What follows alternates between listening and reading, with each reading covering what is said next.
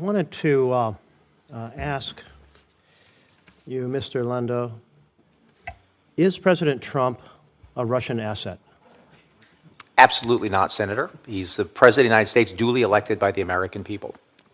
Well, the reason I ask is many people back home have been asking me this question.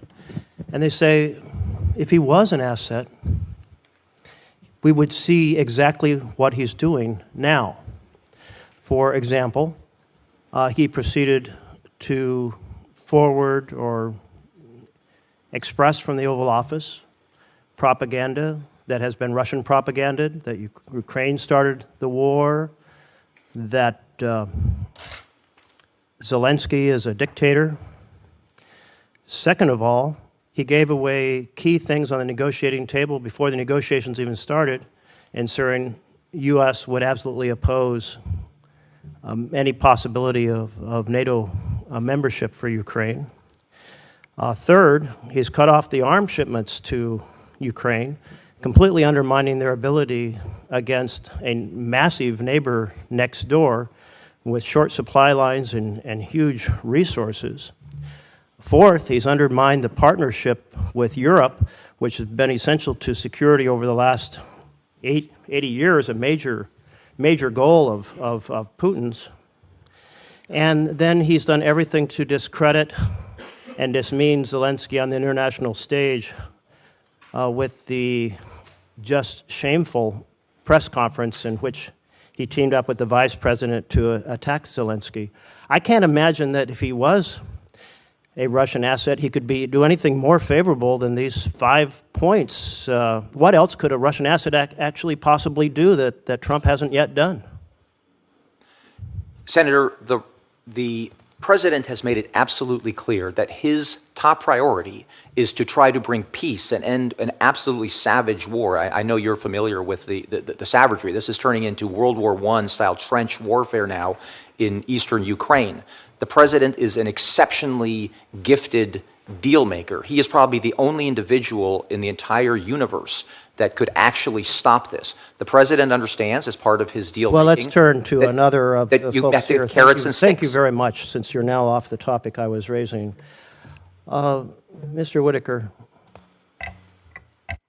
these 5 things that the President has done that are so favorable to Putin and so damaging to Ukraine and to our partnership with Europe, do you approve of them?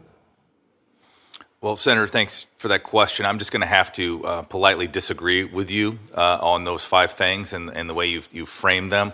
You know, the war in Ukraine would have never happened if President Trump was president in 2022.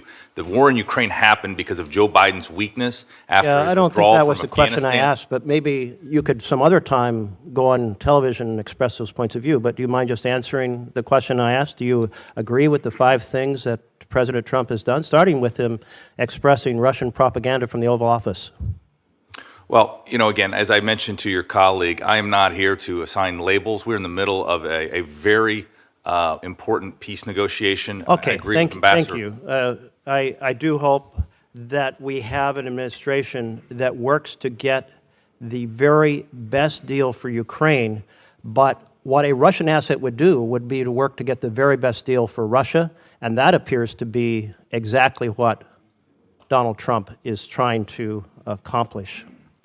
I want to turn to USAID, and you've heard from my colleagues. We have a group, Mercy Corps, headquartered out of Oregon, that has contracts all over the world, places like Liberia and Kenya and Syria and DRC and Ethiopia.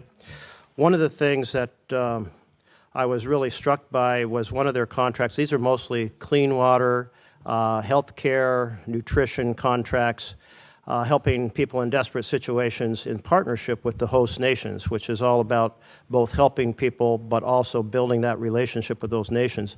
But in Liberia, the contract that was canceled provides support for school lunches for 146 schools and 25,000 children. I was very struck by this particular contract because when I was down in Guatemala, I was asking the president, what is the most effective program we have in Guatemala that he'd like to see expanded? This is a former president of Guatemala. And he said, school lunch program. He said, here's the reason why. One, our kids don't have enough nutrition. They're stunted. Second of all, the prospect of getting lunches at school gets them to school, and education is essential. He said, third of all, it creates local contracts for people who prepare the lunches, so it's a little bit of economic investment in every village around the country. Does it make any sense to cancel a program like that that is so beneficial in so many different ways and is done in partnership with the host nation? Is that directed at me, Senator? Sure. Well, Why not? As you know, NATO is a different animal. in this Absolutely, I know context. it is, but you have broad foreign policy experience, so maybe you'd like to, and maybe I'll just get quickly an answer from all three of you, whether it makes sense to cancel such a program. So, if I could hop in a second, the Secretary Rubio's waiver specifically covers life-saving medicine, medical services, food, shelter, and subsistence. Very interesting, then why hasn't this contract been restored? Again, sir, I can just look at the waiver. If Okay, confirmed, well, here's the thing. Let me just explain that the Solicitor General, Sarah Harris, said the funding freeze is not continuing, it is over. But the fact is the gears are not turning, and the gears have to turn in order for contracts to be restored and for aid to flow. And so we're talking about diseases overseas. We don't want people getting on planes with those diseases and bringing those, well, the fancy term, but Ebola-type style of diseases here to the United States, et cetera. And it is just double talk to say that the funding freeze is over when the gears aren't turning because administrations find other ways to keep them from turning, including having fired all the people who turned the gears. So I don't want to hear about the waivers when there's no sincerity in actually applying them and making the AID function again. My time's up. Thanks.